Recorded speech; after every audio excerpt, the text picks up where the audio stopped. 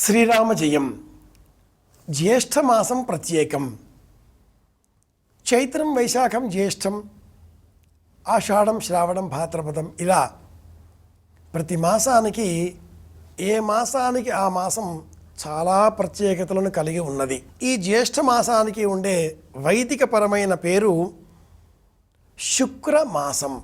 అలాగే జ్యేష్ఠ నక్షత్రం బుధ నక్షత్రం.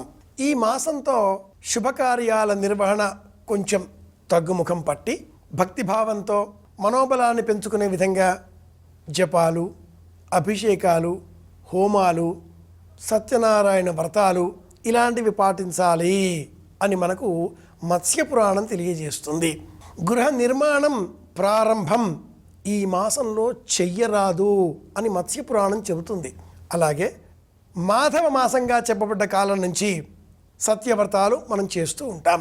మాఘమాసం, ఫాల్గుణ మాసం, చైత్రం, వైశాఖం, జ్యేష్టం ఈ 5 మాసాలను మాఘాది పంచకములు అన్న పేరిట శుభకార్యాల కోసం చెప్పారు కదా అన్నప్పటికీ జ్యేష్ఠ మాసంలో శుభకార్యాల నిర్వహణ చాలా వరకు తగ్గుముఖం పడుతుంది. సూర్య సంచారం ఆర్ద్ర నక్షత్ర ప్రవేశానికి దగ్గరలో ఉండడంతో వర్షారంభ సంరంభ సూచనగా ఈ మాసమంతా కూడా ఏరువాక పౌర్ణిమ, అలాగే ఏకాదశి వ్రతం, అది కూడా నిర్జల ఏకాదశి వ్రతం, రంభాఫల వ్రతం అనే వ్రతాలకు ఈ జ్యేష్ఠమాసం ప్రత్యేకం. జ్యేష్ఠమాసం శుక్లపక్షం తదియ తిథితో ప్రారంభం చేసుకొని ఆషాఢమాసం శుక్లపక్షం తదియ తిథి వరకు పాటించే ఒకానొక అరుదైన వ్రతం ఉంది. కృత్యసార సముచ్చయం అనే గ్రంథంలో, అలాగే హేమాద్రి పండితుల ఇతర ప్రాచీన గ్రంథాలలో, వ్రత గ్రంథాలలో కూడా ఈ వ్రతం ప్రత్యేకంగా పాటించాలి అని చెప్పబడి ఉంది. కాలక్రమేణా నేటి కాలంలో అనేక వ్రతాలు అంతర్ధానం అయినట్లుగానే ఈ వ్రతం కూడా కనుమరుగైపోయింది. వ్రతం పేరు రంభా వ్రతం. రంభము అరటిపండు.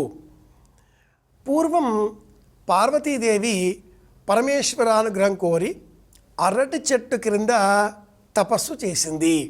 అలాగే బ్రహ్మదేవుడికి సావిత్రి, గాయత్రి ఇరువులు ఇల్లాండ్రు కాగా ఇందులో సావిత్రి బ్రహ్మదేవుడి ఆగ్రహానికి గురి అయి అరటి చెట్టుగా జన్మించింది.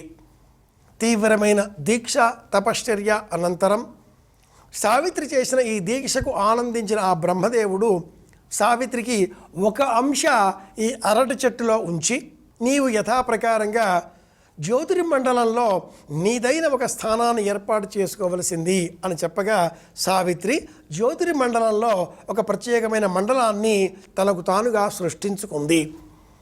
ఆ మిగిలిపోయిన ఒక అంశ అరటి చెట్టు, అరటి పండ్లు, అరటి దూట, అరటి చెట్టు ఈ రూపంగా మనం నేడు గమనిస్తూ ఉన్నాం.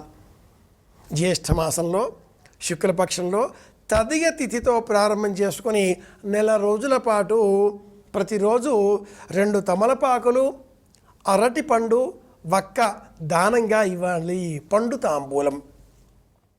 అరటి చెట్టుకు మోక్షఫలం అనే పేరు కూడా ఉంది.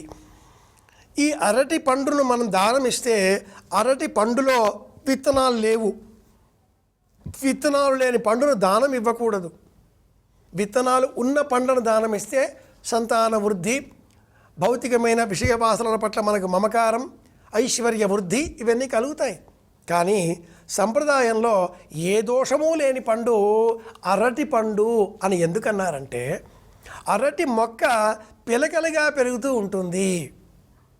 ప్రత్యేకంగా అరటి పండులో విత్తనములు లేని కారణంగా ఈ పండు అలా మనం తిని విసిరివేస్తే అందులో నుంచి మొక్కలు రావు, మొలకలుగా వస్తాయి.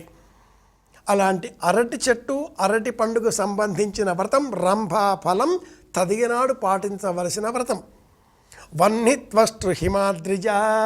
కాలామృతకారుడు తదియ తిథికి పార్వతి ప్రత్యేకంగా అర్చించవలసిన పరమదైవం అని నిర్ణయించడంలో ఉండే అంతరార్థం కూడా ఇదే.